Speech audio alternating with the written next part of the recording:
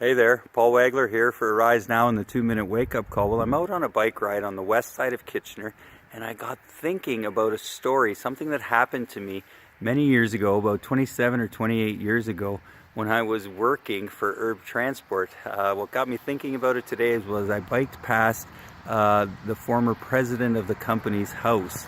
And I was so blessed to work at Herb's for 16 years while Vernon Herb was the president of the company. So what happened about many years ago was I was returning home from a long day on the road and coming back through Kitchener, heading back to the New Hamburg yard, and I came to a stoplight at Trussler Road. This was in the days before the divided highway all the way to New Hamburg, and it was a red light. I was the first vehicle, and when the light turns green, I take off in my truck, and the vehicle behind me, a small car, isn't happy with how slow the truck's going. So what do they do? They pull out and around and pass me and then go slower than I want to. They just settle in at 80 kilometers an hour. Oh, so annoying. At the end of the day, I'm just in a hurry to get back to the yard. So what do? Well, I ride their bumper. I drive real close to them, let them know. I can't remember how long that went on or if I got past them, but I just remember I was quite annoyed. Well, several weeks later, I was walking through the garage at Herb's, and Vernon saw me, and he says, "Paul, can I talk to you?" And he begins to describe this exact situation to me that I just described to you. And I said, yeah, that was me. I know that wasn't a good idea, and I was very apologetic.